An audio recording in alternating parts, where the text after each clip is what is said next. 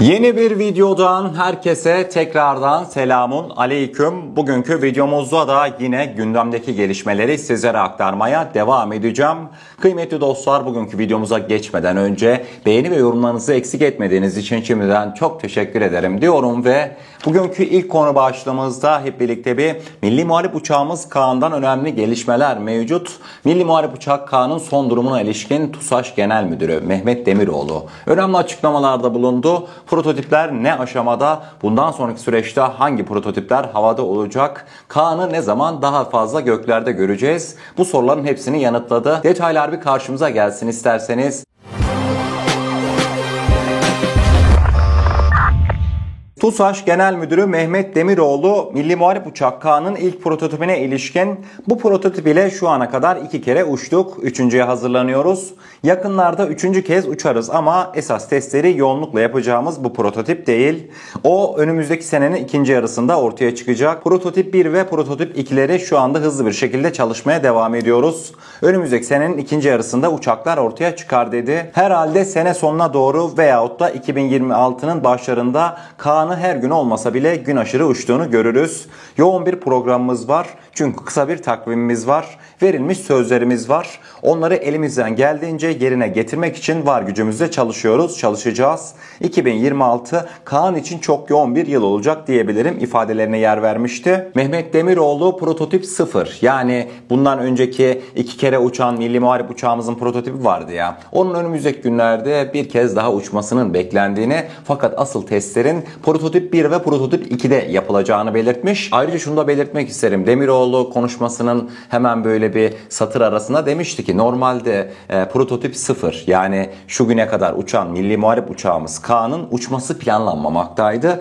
Sürpriz bir uçuş olmuştu prototip 0'ın uçuşu demişti. Önümüzdeki dönemlerde ise prototip 1'in 2026'nın ortalarında devreye girmesiyle birlikte artık daha sık Milli Muharip uçağımız Kaan'ı göklerde göreceğiz. Güzel gelişmelerdi, fakat tabi bazı olumsuzluklardan da bahsetti Mehmet Demiroğlu. Mesela tedarik sıkıntısına değindi. Titanyum ve demir döküm parçalarının tedariğinde TUSAŞ büyük bir zorluk yaşamaktaymış ve bundan dolayı süreçlerde aksamaktaymış. Bu konuya açık bir şekilde değindi Mehmet Demiroğlu. Olacaktır. Sonuçta kıymetli dostlar, 7.62 bir mermi üretmiyoruz. Koskoca 5. 6. nesil bir savaş uçağından bahsetmekteyim. Önemli olan bu sıkıntıların ivedi bir şekilde çalışılarak aşılmasıdır. Sıkıntılar çıkacaktır. Siz önemli olan sonuca bakın. Geç olsun, güç olmasın. Dualarımız bu yönde diyorum ve akabinde bugünkü ikinci konu başlığımıza geldiğimizde. Şimdi kıymetli dostlar, hep birlikte bir Yunan basınına gideceğiz. Yunanlılar bu sefer de farklı bir mevzudan Türk savunma sanayisine giriş yaptı. Bu sefer de Yunanlılar ne diyor biliyor musunuz?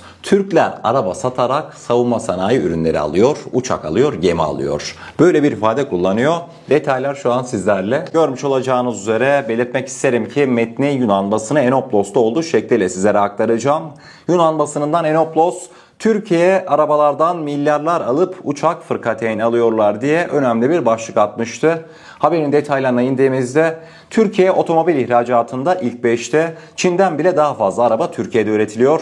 Özellikle Avrupa'ya yönelik olanlar. Yunanistan'da uzun yıllardır bir otomobil üretim tesisinin inşasını hayal ediyor veya en iyi ihtimalle tartışıyoruz. Binlerce tartışma yapılmış, sayısız görüş ve yazı yazılmış, hükümet yetkilileriyle toplantılar yapılmış olabilir ama sonuç hala 0. Türk devletinin araç ihracatından kazancı çok büyük ve elbette bunun büyük bir yüzdesi Cumhurbaşkanı Erdoğan tarafından Türklerin silahlanma programlarına ve aynı zamanda silah üretimine yatırılıyor. Zirvede Birleşik Krallık var. İngiltere %15,5 ile ilk sırada yer alırken onu %15,3 ile ABD takip ediyor.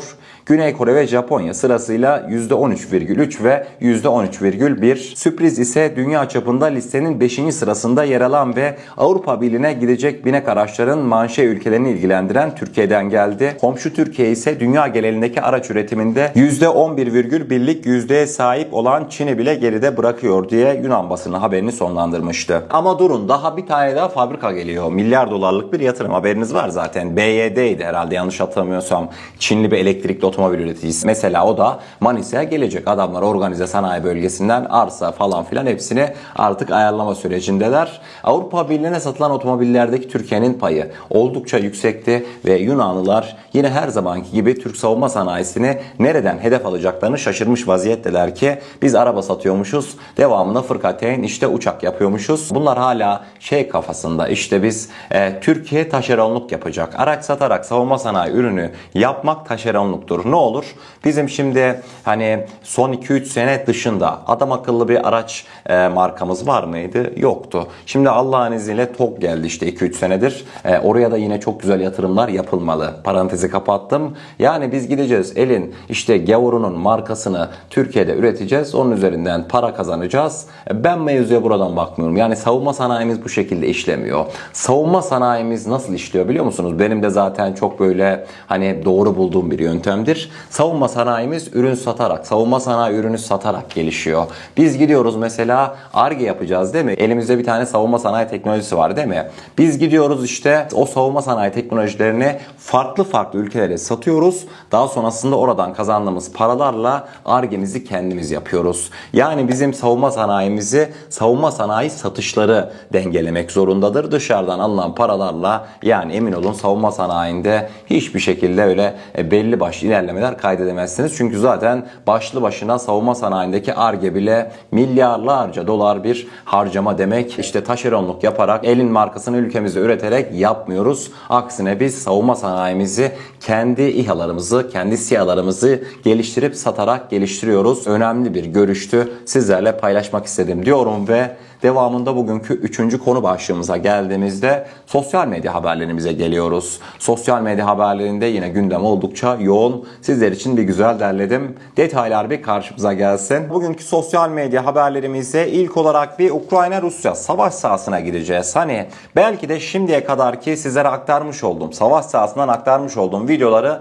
lütfen kenara koyun. Bu videoyu başka bir kenara koyun. Ukrayna kamikaze drone'una bağladığı sopa ile Rus keşif insan hava aracını bu şekilde düşürmeye çalıştı. Gerçekten de görüntüleri izlediğimde yani yok artık dedim. Daha neler göreceğiz dedim ve hatta bunlar daha basına yansıyan, sosyal medyaya yansıyan videolarda daha Allah bilir yani Rusya-Ukrayna savaş sahasında ne garip görüntüler görülmüştür. Hazır Rusya-Ukrayna savaş sahası demişken mesela Rus ordusu geçtiğimiz günlerde hasarlı bir kirpi zırhlı personel taşıyıcıyı Ukrayna'da ele geçirdi. Bu şekilde yani artık ateş çemberinin ortasında kalmış kirpimiz. Ama eminim ki içerisindeki personel yine sağ salim hayatını kurtarmıştır. NATO'da en fazla askeri personele sahip ülkeler açıklandı. Merak ettiğinizi biliyorum. İsterseniz hemen listeye geçelim. Birinci sırada aktif personel sayısı olarak Amerika Birleşik Devletleri listenin birinci sırasında. 1,3 milyon askerle listenin birinci sırasında. İkinci sırada ise aslında NATO'nun en güçlü kara kuvveti diyebileceğimiz ülkemiz Türkiye bulunmakta. Türkiye'nin aktif asker sayısı resmi rakamlara göre 481 binmiş. Hemen devamında ise ilginçtir. Polonya Fransa'yı geride bıraktı geçtiğimiz günlerde. 216 bin askeri bulunmaktaymış aktif olarak. Hemen devamında ise Fransa. Fransa'da da 204K. Hepsini tek tek okumayacağım. Videoyu durdurup göz atabilirsiniz. Hatırlar mısınız? Geçtiğimiz günlerde Rusya'da bir terör saldırısı düzenleyen şahıs Bodrum'da yakalanmıştı. Bodrum'da yakalanan şahıs bugün Rusya'ya teslim edildi. Rus istihbaratı Rusya İçişleri Bakanlığı ile Türkiye'nin ortak çalışmasıyla Bodrum'da yakalanan Moskova bombacısı Rus vatandaşı Yevgeni Serebyakov'un Türkiye'den iade edildiğini bildirdi bugün sabah saatlerinde. Hemen devamında ise hep birlikte bir hop Almanya'dayız. Almanya merkezli ARD1 kanalındaki bir programda Kuzey Kıbrıs Türk Cumhuriyeti'ne ait bir harita kullanıldı. Tabi böyle bir gelişme yaşanınca Yunanlılar tabiri caizse çılgına döndü. Yunanistan merkezli Alpa News yapmış olduğu haberinde ne dedi biliyor musunuz? Almanya'nın en önemli kanallarından ARD Kuzey Kıbrıs Türk Cumhuriyeti'ni tanıdı. Tahsin Ertuğruloğlu'na Kuzey Kıbrıs Türk Cumhuriyeti Dışişleri Bakanı dediler. Çok üzgünüz diye dikkat çekici bir ifade kullanmıştı. Hep birlikte bir ABD'nin artık muhtemel devlet başkanı olan Donald Trump'ın açıklamalarına gideceğiz. Hatırlanacağı üzere Donald Trump geçtiğimiz günlerde Zelenski ile bir telefon görüşmesi gerçekleştirmişti.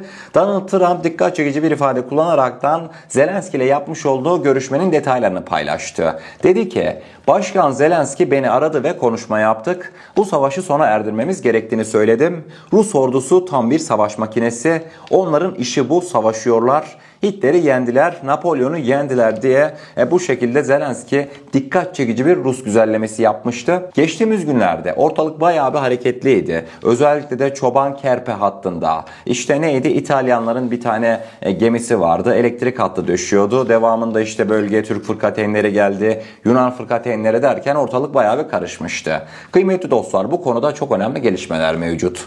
Yunan kaynaklarına göre Çoban-Kerpe adaları hattında Türk savaş gemileriyle Yunan donanması arasında geçtiğimiz günlerde yaşanan gerilim esnasında hava sahasına sürpriz bir isim tespit edilmiş. Sürpriz ismimizin adı, tahmin edin, evet, Aksungur insan hava aracımızdı.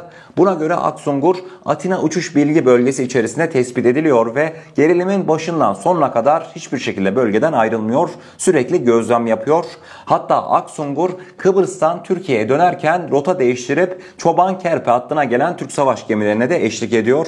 Aksungur hem İtalyan araştırma gemisinin hem de Yunan savaş gemilerinin hareketlerini an be an takip etmiş. Aksungur'un tam da olayların yaşandığı esnada bölgede olması sürpriz olarak belki Yunanlara, belki de İtalyanlara gelmiş olabilir. Ama bizim için hiçbir şekilde sürpriz değildi. Zaten 7/24, yani kıymetli dostlar, Aksungur'umuz bunlar 3 gün boyunca takip etmiş. Yunan basını bu bilgiyi de geçmekteydi. 3 gün boyunca tepemizden bir tane Aksungur eksik olmadı. Ve devamında ilk defa da Aksungur çapında büyük bir insan hava aracının, Türklere ait bir insan hava aracının sözde Yunan hava sahasına girdiğini söylemektelerdi. Şimdi Aksungur bir havalanıyor, havada 50 saat kalabiliyor. Şaka gibi 50 saat. Yani belki de Aksungur 50 saat havadayken hani onu kullanan personel, İHA operatörü belki de 3-4 vardiya değiştiriyor. Düşünebiliyor musunuz? 3 gün boyunca o bölgeyi didik didik ediyor.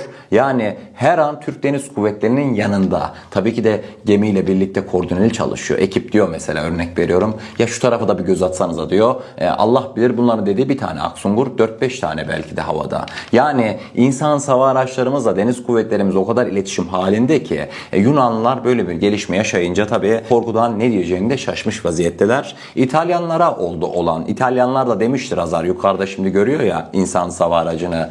Bu kime ait? Türklere ait. Ya bizi soktunuz duruma ya. Bizi rezil kepaze ettiniz burada diye. Yani nasıl döndüklerini bilemedi İtalyanlar. Bölge 7/24 denetimimiz altında. Mavi sularımız şükürler olsun ki kendi üretimimiz olan insan hava araçlarımız tarafından 7/24 gözleniyor. Mükemmel bir gelişmeydi diyorum ve bugünkü videomuzun da sonuna gelmiş oluyoruz. Eğer kanalımıza ilk defa gelmekteyseniz kanalımıza abone olarak bizlere destek olabilirsiniz. Videomuza gerçekten beğenmişseniz aşağıda bulunan beğen butonuna basarsanız bizleri oldukça mutlu edersiniz. O zaman ne diyelim? Kendinize çok iyi bakın. Allah'a emanet olun. Her şey istediğiniz gibi olsun. Sağlıcakla.